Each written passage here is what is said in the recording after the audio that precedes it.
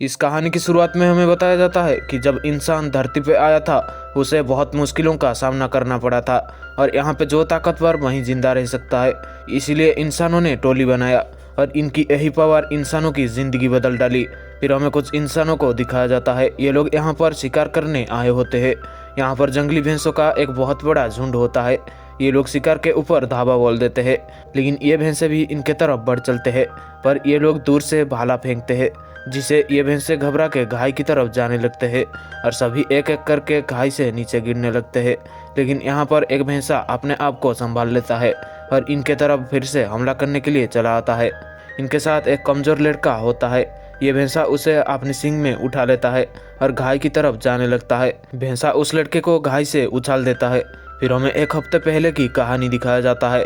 यहाँ पे ये कबीले वाले कुछ बच्चों का टेस्ट ले रहे होते हैं। पहले ये इनका हथियार बनाने का टेस्ट लेते हैं, जिसमें 2 लड़के पास होते हैं। इसमें मुखिया का बेटा कीड़ा भी होता है और कीड़ा वही कमजोर लड़का है। फिर इनको बेरहमी से ये लोग पीटते हैं और ये उस मार को झेल लेते हैं, जिसे इन दोनों को शिकार के लिए चुन लेते हैं। और कीड़ा पहली बार अपनी पिता के साथ शिकार में जा रहा होता है। कीड़ा की माँ बिल्कुल भी खुश नहीं होता है और उसके पिता उसे समझाते हैं। अब ये सब अपने पूर्वज का आशीर्वाद लेके यहाँ से शिकार के लिए चले जाते हैं। रात को ये लकड़ी से आग निकालते हैं। फिर कीड़ा का पिता उसे ये काम करने के लिए देते हैं, पर कीड़ा इस काम में नाकाम हो जाता है। फिर दूसरे दिन ये आगे बढ़ चलते हैं। रास्ते में इनके तरफ कुछ लोग आ रहे होते हैं। ये लोग दूसरे कबीले के होते हैं। इस कबीले वालों का जो मुखिया और कीड़ा का पिता, ये दोनों बहुत अच्छे दोस्त होते हैं। कीड़ा का पिता उनके दोस्त को उनका बेटा कीड़ा के साथ पहचान करवाता है। फिर ये दोनों कबीलों के लोग मिलकर आगे बढ़ चलते हैं। अब ये एक निशान तक पहुंचते हैं जहां से इनको शिकार पे आगे जाना होगा। ये निशान इनको घर लौटने में बहुत ज़्यादा मदद करती है। फिर ये लोग इस निशान को पीछे छोड़ते हुए आगे बढ़ चलते हैं। रास्ते में ये लोग एक जंगली सुअर का शिकार करते हैं। इस सुअर को जान से मारने के लिए कीड़ा को उसके पिता कहते हैं। कीड़ा सुअर को मारने की कोशिश करता है, पर कीड़ा उसे नहीं मार पाता है, जिसे उसके पिता उससे थोड़ा गुस्सा हो जाते हैं। फिर रात को ये उस सुअर को खाते हैं, पर तभी कीड़ा के पिता को कुछ अजीब लगता है। दरअसल इनके चारों तरफ कोई खतरनाक जीव घूम रहा होता है, जिसे ये सभी लोग होशियार हो जाते हैं। कीड़ा के पिता उसे पल के ना झपकाने के लिए कहते हैं। फिर थोड़ी देर जाने के बाद ये उस जीव को नज़रअंदाज कर देते हैं, पर तभी वो जीव इनके एक आदमी को उठाकर ले जाता है, जिसे कीड़ा बहुत ज़्यादा डर जाता है और उसके पिता उसे हौसला देते हैं। सुबह ये उस आदमी की यादों में कुछ पत्थरों को रखते हैं और यहाँ से ये आगे की सफ़र पर निकल पड़ते हैं। ये लोग कुछ जंगलों से भी होते हुए आगे बढ़ चलते हैं। ये सभी दिन रात कई पहाड़ों का और कई नदियों का सफर करता हुआ एक जगह पे पहुंचते हैं। यहाँ पर कीड़ा के हाथ में कुछ निशान बनाए जाते हैं, जो कि कुछ तारों का निशान होता है। कीड़ा का पिता कहते हैं कि तुम्हें ये निशान घर तक का रास्ता दिखाएगा। फिर कीड़ा का पिता उसे कुछ भेड़ियों को दिखाते हैं। वो कीड़ा को उन भेड़ियों का लीडर अल्फा के बारे में कहते हैं कि आखिर एक अल्फा यानी एक मुखिया अपनी झुंड का ख्याल कैसे रखता है, और ऐसे ही बहुत कुछ बातें उसे समझाते हैं। वो कीड़ा को इसीलिए ये सब समझा रहे होते हैं क्योंकि इनके बाद कीड़ा को ही मुखिया बनना होता है। दूसरे दिन इनको कुछ पैरों के निशान और गोबर मिलते हैं। ये उन गोबर को अपने शरीर पर लगाते हैं। फिर ये सब उस मैदान में पहुंचते हैं। यहाँ पे भी वो सब कुछ होता है जो हमने पहले सीन में देखा था।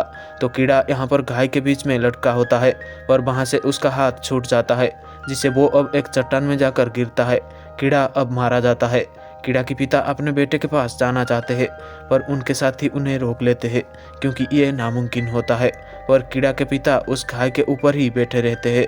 ये लोग यहाँ से कुछ शिकार को उठा लेते हैं क्योंकि ये इसीलिए ही आए होते हैं। फिर इनके मुखिया के पास उनका एक खास आदमी जाता है और वो मुखिया को समझाता है। फिर सुबह ये लोग कीड़ा की याद में पहले की तरह कुछ पत्थरों को रखते हैं और यहाँ से चले जाते हैं। लेकिन कीड़ा यहाँ पर जिंदा होता है। दरअसल उस वक्त कीड़ा बेहोश हो गया था और उनको लगा होता है कि कीड़ा मर चुका है। कीड़ा यहाँ पर बहुत चिल्लाता है। वो अपने पिता को भी बुलाता है, पर उसे सुनने वाला यहाँ पर कोई नहीं होता है। रात को यहाँ पर बहुत ज़्यादा बारिश होता है, जिसे यहाँ पर बहुत ज़्यादा पानी होता है। कीड़ा यहाँ पर पानी पे कूद जाता है, जिसे उसकी जान बच जाती है। फिर सुबह जब उसकी आँख खुलती है तो वो सही सलामत होता है। कीड़ा का पैर यहाँ पर बुरी तरह से जख्मी हो गया होता है। वो उसकी दोनों पैरों में कुछ लकड़ियाँ बांध देता है और फिर लुढ़कता हुआ ऊपर आता है। कीड़ा यहाँ पर देखता है कि उसके लोगों ने पत्थर रख दिए हैं, जिसे देख के कीड़ा बहुत ज़्यादा गुस्सा हो जाता है। कीड़ा यहाँ पर कुछ भेड़ियों को देखता है, जिसे वो डर के यहाँ से चला जाता है। कीड़ा एक पेड़ के ऊपर अपनी रात बिताता है। कीड़ा अब छोटे मोटे कीड़े मकोड़ों को खाता है, पर तभी उसके ऊपर कुछ भेड़िए हमला कर देते हैं। कीड़ा दौड़ता हुआ उस पेड़ के पास जाने लगता है, लेकिन एक भेड़िया उसकी पैर को पकड़ लेता है और वो उस भेड़िए के ऊपर वार करता है और फिर वो पेड़ के ऊपर चला जाता है।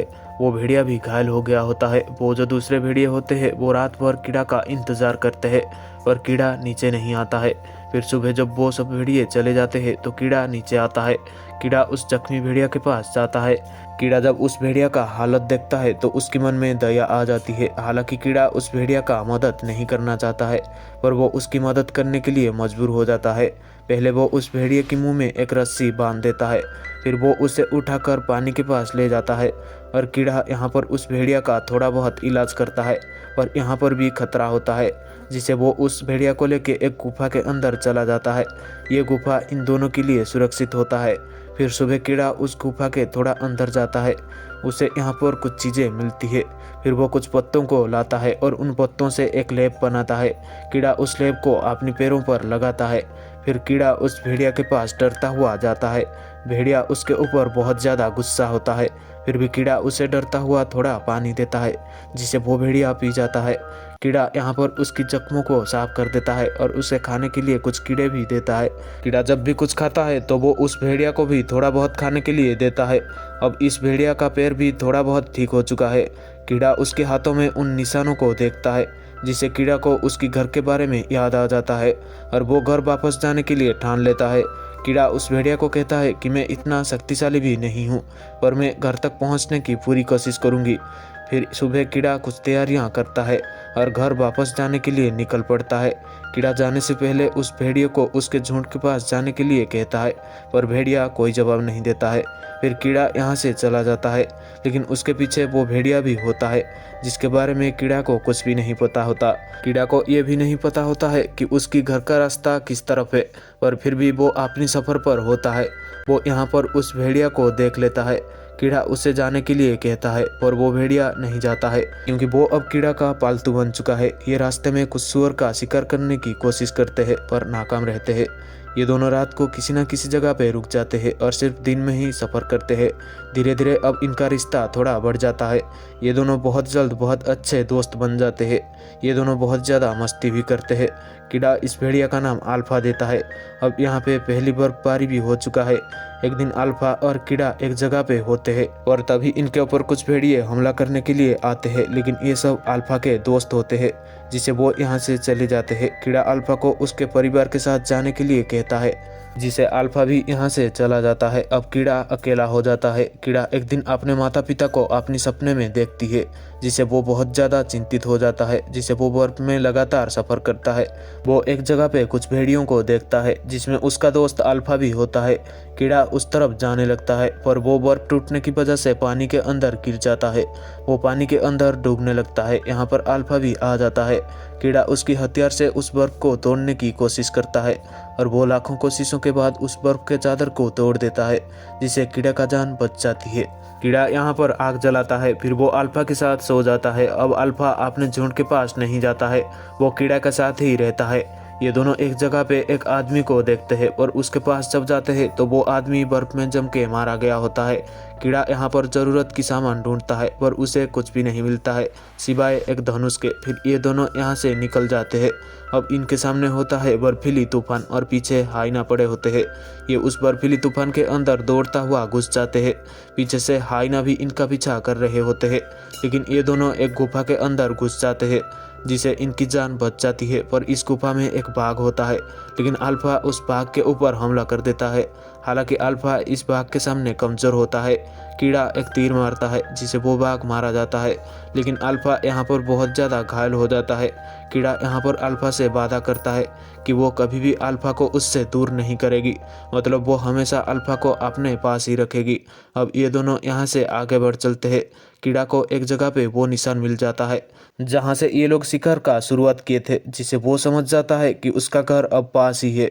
फिर ये दोनों यहाँ से भी आगे बढ़ चलते हैं। यहाँ पे बहुत ज़्यादा बर्फीली तूफान होता है जिससे इनको चलने में बहुत दिक्कत हो रहा होता है। एक दिन अल्फा नीचे गिर जाता है। कीड़ा उसे उठ के चलने के लिए कहता है, पर अब उसमें इतना हिम्मत नहीं होता है कि वो खड़ा होकर चल सके। कीड़ा उसे अपने कंधों में उठा लेता है और आगे बढ़ चलता है। कीड़ा भी एक जगह पे हिम्मत हार रहा होता है, पर वो उस पल को सोचता है जब वो शिकार में आने से पहले उसकी माँ डर रही होती है और उसके पिता उसकी माँ को हिम्मत दे रहे होते हैं, जिसे उसे एक झटका लगता है और फिर कीड़ा अल्फा को लेके आगे बढ़ चलता है। अब उसके सामने उसका कबीला होता है जहाँ पे उसका पिता माता होते हैं। कीड़ा अब उसकी कबीले में वापस आ चुका है। फिर कीड़ा के पास उसका पिता आते हैं। वो कीड़ा को देख के बहुत हैरान होते हैं क्योंकि कीड़ा ने जो काम किया होता है वो नामुमकिन होता है। फिर यहाँ पर उसकी माँ भी आ जाती है। कीड़ा के पिता माता अपने बेटे को देख के जितना खुश उतना ही दुखी होते हैं। कीड़ा कहता है अल्फा को बचा लो। अब इन दोनों का इलाज किया जाता है। अल्फा यहाँ पर कुछ बच्चों को जन्म देता है। दरअसल अल्फा एक मादा भेड़िया होती है। ये उन बच्चों को इनमें से ही एक बना लेते हैं। अब अल्फा और कीड़ा पूरी तरह से ठीक हो चुके हैं। अल्फा ने 5 बच्चों को जन्म दिया होता है। अब ये कबीले वाले भेड़ियों के साथ शिकार करने के लिए जाते हैं। इस तरह से ये कहानी यहाँ पर ख़त्म हो जाती है। आशा है आपको ये कहानी पसंद आई होगी। अगर पसंद आई है तो वीडियो को एक लाइक और चैनल को सब्सक्राइब कर देना।